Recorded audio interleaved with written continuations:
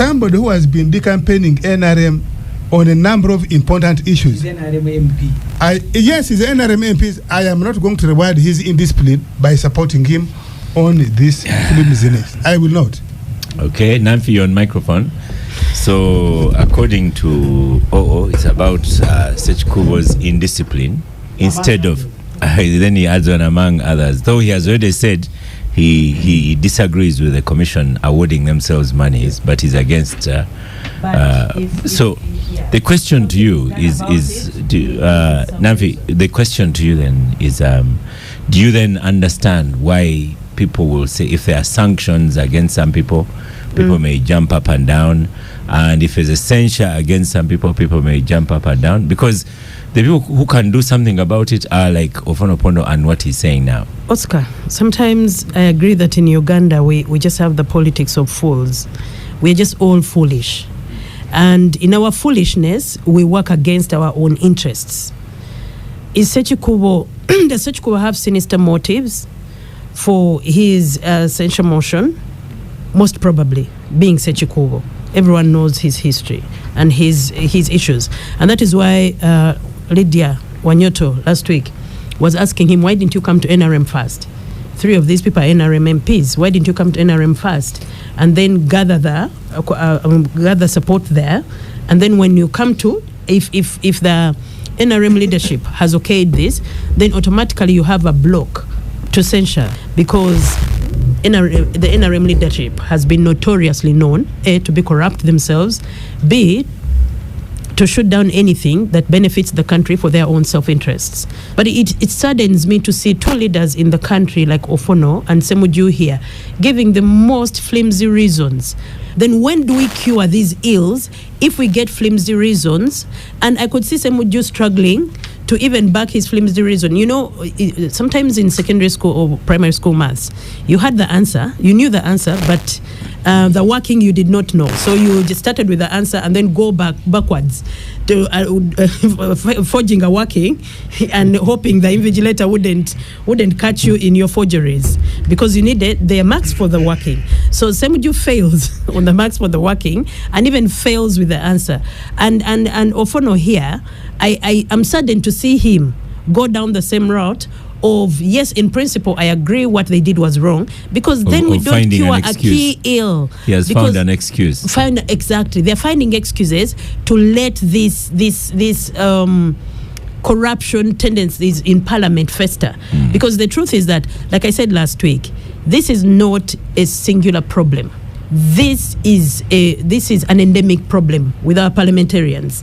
And this is why you see on social media parliamentarians referred to as MPs most of the time, because people know that right now anyone who goes to parliament, this is even when you go for a function and you find an MP there's no respect you give them, because most of them now, of course, your crowds that you pay will come and give you the fake respect that you've asked for them and you've paid for.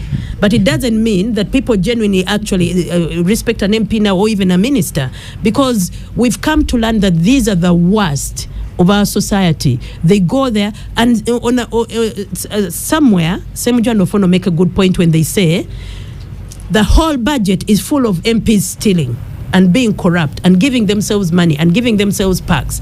And yet when they see a certain clique of people do the same thing, they are coming against them with all daggers drawn. And then the other thing for me that saddens me is even the process, even if we completed them and got those signatures, these people are still not going to be brought to book. They're still going to go scot-free, because where did the last censures go? You understand? Where did maybe America will see them and do what they've done to AAA, ban them and their spouses, because these days it's dangerous to be married to a corrupt individual. You can end up you can be banned for their actions. So maybe this process, that is where it will end, because look at AAA and all the money they've been stealing from Parliament. Look at the Mabati saga. Has anyone done anything about it? Look at the classified budget, the numbers in the classified budgets, which we cannot even query. So at the end of the day, these MPs are not on our side. And people now are learning that you're not going, even Ssemujju, a beloved by his people know that at some point when his friendships are threatened, he's not going to come fighting for them. How many were fighting for the traders when the traders had problems? Because you see, they also need the money that is being collected by URA badly, because it's the money that they loot. So if URA is not collecting this money, they have nothing to loot. So they will keep quiet and, squeeze as much as they can. Even if their constituents are crying and bleeding, they will say, go on and squeeze, but don't put the camera in my face that I told you to go on and squeeze them, because they need the money. Okay. So for me, it's an endemic problem which we need to find a comprehensive solution for, not these tit-bit politically engineered solutions that go nowhere and don't make any fundamental, don't affect the fundamental corruption and self-centeredness that is our parliamentarians. Okay. 2 messages on Twitter, formerly X, formerly Twitter. Nabimara Charles, sincerely, you have mixed up arguments. You fault Ssemujju for the reason he gave, then you bring a fake one. Then Nkwangu says, now how will Ssemujju fault at President Museveni when he defends or shields his long-time friends in times of trouble? So Derek. Yes, Derek. I have had a very in-depth interview with the Honorable Ssemujju. It's going to be, I think, published tomorrow in the Monitor. And I just wanted to, and I wanted to just understand where Honorable Ssemujju is coming from, because when we were here last week, we did not get enough time to exhaust his reasons. He did have many. And from what I read in his responses to my questions, and listening to the Honorable Ssemujju Nganda, whom I'm very disappointed in today, and listening to my Ndugu he says whenever I want something from him, I call him Ndugu. And listening to Honorable Mugara and all the other parliamentarians, there's a very big problem in our country. There's a very big mess, and the mess is that even when we have very good intentions for fighting ill and evil, the person who is going to defend is going to have the most ill intention of defending that person. That when I see OO stealing a cup and I make an alarm, I'm not making it in the good sense of it. I'm making it because I should be the one to steal that cup, not that I want theft to stop. I'm making the alarm because OO has gone ahead of me to steal the cup. I should have been the one to steal it, and that's what I'm reading. And that's and I listened to the Honorable Ssemujju throwing rhetorics in my interview, which is going to be public, and I feel very, very bad. And to be honest with you, I've been listening to everyone talking here, and we do not have any reason for censuring those guys. But the truth remains that it's evil. They did evil. But then the reasons we are giving for censuring them or not censuring them are very clumsy. And I was here and I said our parliament is full of charlatans. And they have what one would call cryptic innuendos and all the cryptic naivety and sentimental naivety that someone is naive, but even their naivety is so sentimental. Why are you looking at No, I'm looking at Oscar. I'm not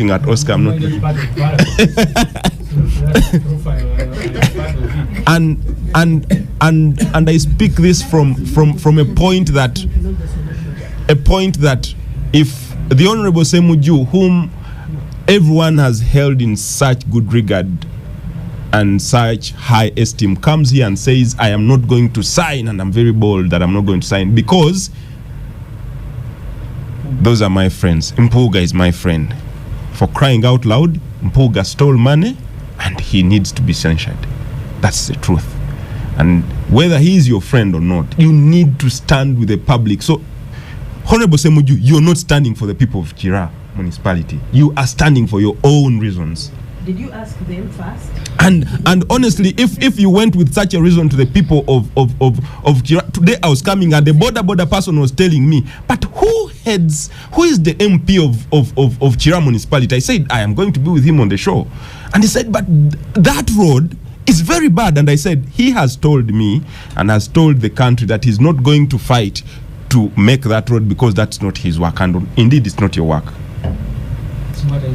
What I'm saying is, if the people of Kira municipality who are struggling to make sure that their road is made, listen to you saying you're not going to censure the Honorable Mpuuga, who stole the money which is supposed to go to that road, they will lynch you. I beg to submit. Kira will contest the next election. You come. So, would you agree that in Uganda we make noise, we shout out when there are sanctions against some people who have had billions, because we know that people in power are doing not much about it, and the people in power, Ofonopono, Martin Mugara, Ibra Ssemujju, so we are left to just joyfully celebrate sanctions. No, I agree with you that if our systems were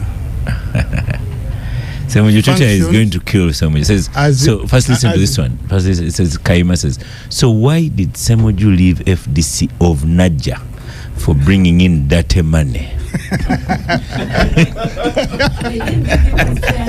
didn't give him his fair share. As Wanda says, he wished he was the one who had been given this money. That was the fight. But to excuse is part of the politics, Oscar. Even in court, we went to Mbale after the change of the constitution, and one of the lawyers asked the Chief Justice not to preside over because people who are accused are his friends. I have said I am excusing myself. Okay. Yeah. You see, by the way, I agree with Wandera. You see, even the other famous 5 million in 2005, the one of Sechikubo and Nyakaisiki, the one of the term limit. People praise Sechikubo for blowing it, but actually Sechikubo had gone to Mosakot to sign for his. It was only that when he reached there, he found the people were giving the money, Oliver Woneka, Nefaka Woya, Hope Mwesi J, and so on. He said, no, we are not going to give you because you are in discipline. So they refused to give him. So he came back sulking. That's how now. He said, this is part. so I agree with Wanda in that respect. But now, yes, if our system here had been effective in the case you are trying to raise over the sanctions against our leaders, probably the UK, the US wouldn't be taking those steps. You remember when that thing of Babati broke out, and the president himself came out and he said, wait, you are going to see the action I'm taking. At that point, people thought that the president probably was going to conduct internal investigation, and when there is a prima facie, he would immediately maybe relieve, particularly the ones he has powers to relieve, his ministers. He didn't do it until after a year, and when he did it, it was half. Quarter. You take away the Karamoja people, you leave Lugorovi, who your own government has taken to court.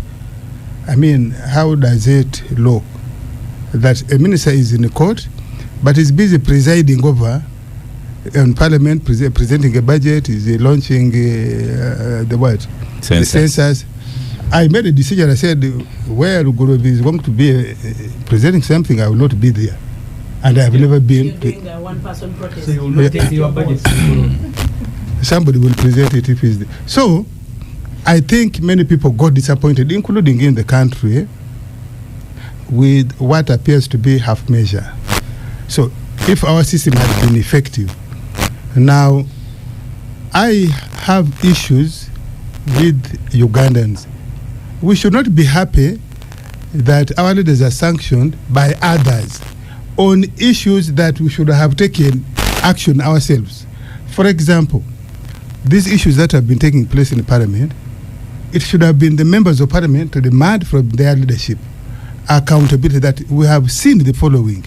First of all, they should have asked immediately the Auditor General, can you do forensic audit in 1 month and present to Parliament so that it is publicly debated on the floor of Parliament? But as I said earlier on, that Parliament has never debated the Auditor General's report on Parliament. Now you ask, this service award they recently gave John Mwanga, you ask them, why did they give it to him?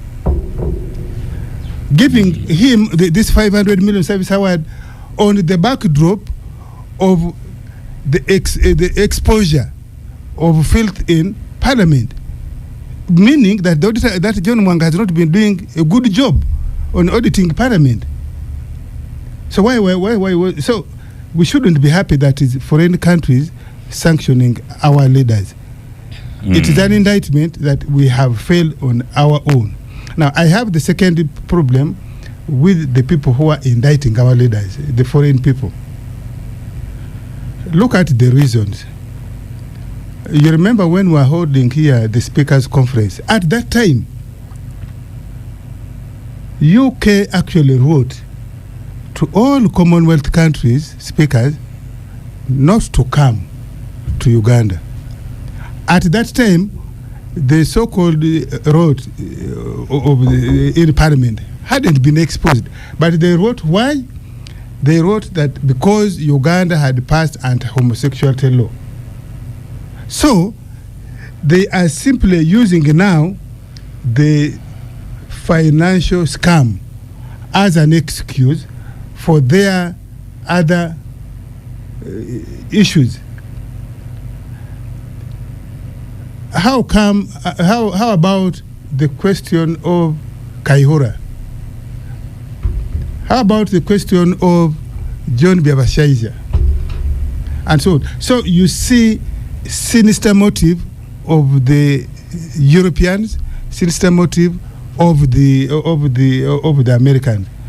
And I don't think we should allow them to use the sinister motives to ride over us. I don't think we should. Okay. I don't think we should. And so for me, on that respect, I oppose, I disabuse those sanctions. If our leaders have erred, and indeed they have erred, it should be our responsibility to hold them to account. And especially the institutions that matter. Yeah. You've heard from OO, says indeed these people have made serious errors, but they should be tackled by in-house, but the tacklers won't sign. You see, so and he agrees with them not signing. And he agrees with them not signing. You see, we in the past we have been accused by the Museveni government of being foreign sponsored. Yet he is also foreign sponsored. If you look at our budget, Museveni declares what the foreign people sponsor government on. Yeah, they are sponsoring our politics. You don't declare. That's our issue. No, we declare to Electoral Commission, not to Museveni. So you see, we are a poor country, and a poor country that relies so heavily on financing from these people. If you look at the budget of Minister of Health, next financial year's budget is going to be financed 80% by Gavi, by Global Fund, by so many other foreign interests. So Fanopondo, the foreign interests are still hanging over you. So if they bring their sanctions, whether for this or for no reason, you have no option. But some of the specific issues, for example, Erweru, I don't know whether it is because of Kasese. Most likely. If it is Kasese and he was ordered by the president, so what internal mechanism will hold him accountable? The president ordered you, a soldier, you go and attack and shoot, and then he killed people, more than 100 people. I don't think there is any internal mechanism that will eventually. But also, if it is corruption and they have brought their money here, in the budget that we are passing, you have budget support which has reduced now, I think, as a result of the law on homosexuality from about 2 trillion to about 20 billion. But they are also project support by the same people. So if they bring their money here and you misappropriate it, they have every reason to sanction you. You cannot say, please don't. Until such a time when they no longer bring your money. That's why Saudi Arabia, with the human rights abuses, they can be corrupt, they can be everything, but it is their money. They are reluctant to sanction them. But for you, they bring here their money, you misappropriate it, they still give you support in the security sector. So they have every reason to hold you to account because you are not standing on your own.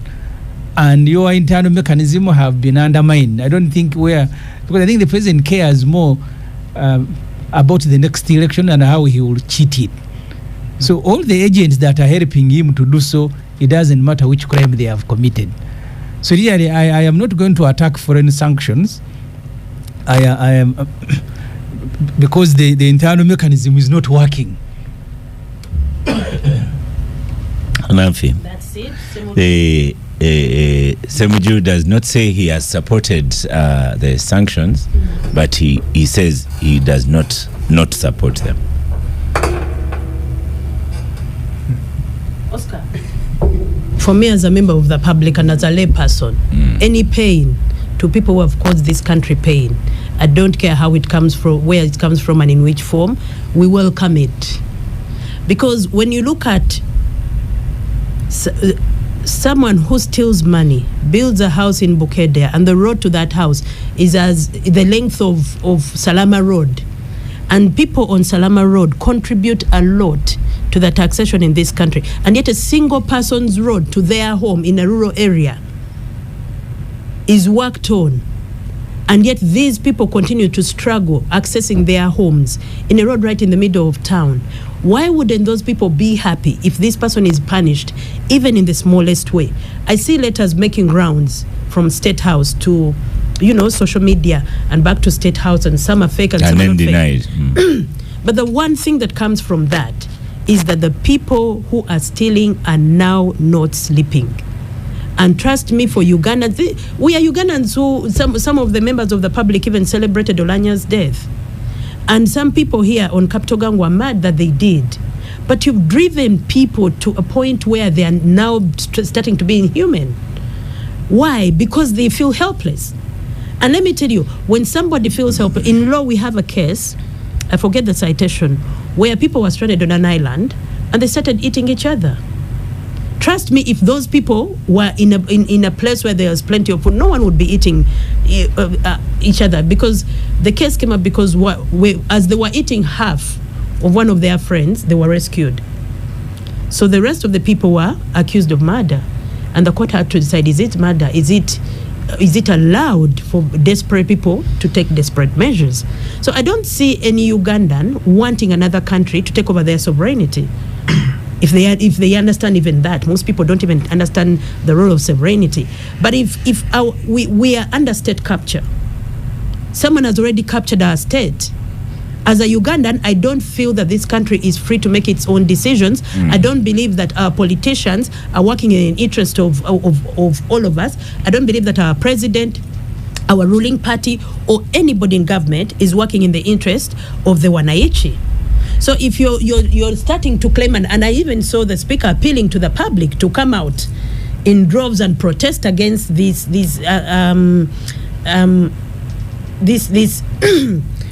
breach of our sovereignty, and I was like, why would we?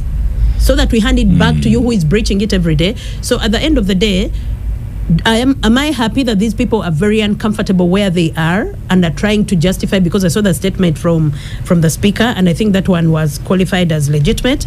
Am I happy that she's uncomfortable, that she's not sleeping, that she's not going to be allowed in some countries, and that her life is miserable as we speak because of these sanctions? Yes, she needs to be miserable, because the next time she presses a button to steal money. I read an article a week ago by Andrew Mwenda in his independent paper, and this is not a person I'm a fan of, because, I mean, he speaks from both sides of the mouth and says whatever suits him as long as it gets him the money that he wants. But he mentioned something about why the state lets these people get away with what they do. Because, I mean, we've seen information that has leaked, which nobody's investigating. That money came from Bank of Uganda to Chris Obore's account, to who else in Parliament, and this money is siphoned off to people's personal. No one is even auditing it, and I guess that is why they felt the need to give the Auditor General that award, the Lifetime Award, because it was like, thank you for letting us get away with so much. It isn't because he gave us such a good service. I mean, look at this country. And if you're the Auditor General of this country, or if you're anything in any leadership of this country, to me, you're a failure. So you don't deserve any award at the end of your tenure. But what I'm saying is, at the end of the day, we have evidence that comes out. Nobody, because it benefits the number one in this country, it keeps them in power, it pays off some of the parliamentarians to keep quiet, and all these arrangements are usually quid pro quo. The State House says, you'll pass our classified budget of this amount of money. In return, we'll allow you to get the fuel arrears that you've smuggled into the budget. And then they all go off and eat, and the poor, hapless Ugandan goes home hungry. And once again, thank you. We are helpless. So Derek, yes, we'll celebrate when they are with their problems. Even their death and sickness. Derek, you're on microphone. Yes. The sanctions from the US, I think, follow the ones of UK. I've been discussing this topic from different on different platforms, and one of the questions we need to ask ourselves is why now? Why now? Are we discussing this topic from the smallest microscope, or do we need to open our eyes quite wider to see the bigger picture of the sanctions and why the sanctions are coming? All of us here can agree and attest to the fact that if we opened our eyes wider, some of these things, for instance, the corruption, someone's going to bring the anti-gay bill and things like that. Those are and looking at the thing from the bigger perspective, those are very small matters, because they have been here. Corruption has been in Uganda forever, and people have been held and others arrested. And the anti-gay bill has been here with us, even in the constitution. Still, it's enshrined there, and many other things. But in looking at why the West is coming with all this big bang on Uganda, and we think just these ones are the problem, then we might be missing the point.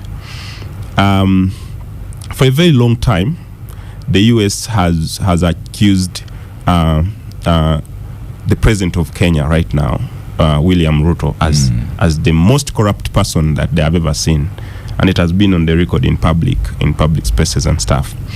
But he has been to the ICC as well. Yes, he has been dragged to the ICC and things like that. But just last week, he sat on the president's chair in the US and took pictures and all that.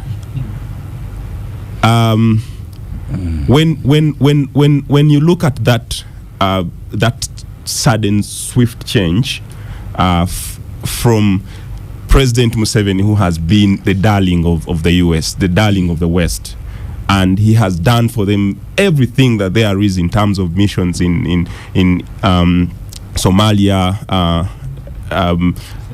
Central African Republic and Congo and things like that. And now the US is coming with such a big hammer to sanction the third in command of a country like Uganda.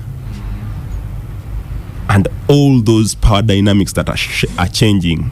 And we've also seen the president changing his allegiance from the West so drastically towards the East.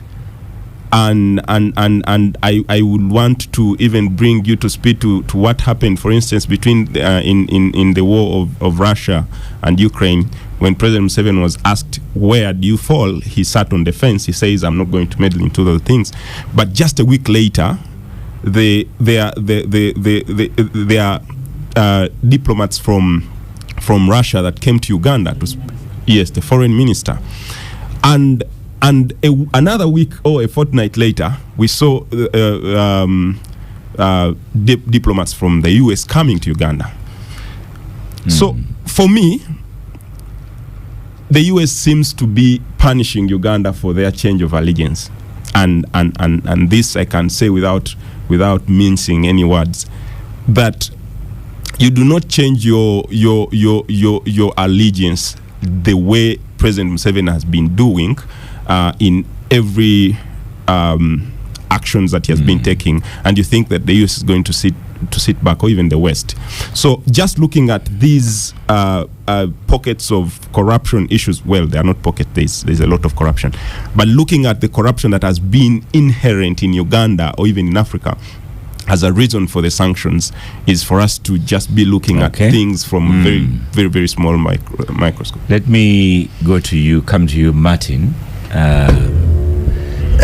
By the way, Honorable Ssemujju, Nora Oraga is posting. Honorable Ssemujju has confirmed that Parliament legally passed the service awards, including that of Mpuuga. So why now are the same MPs censuring him?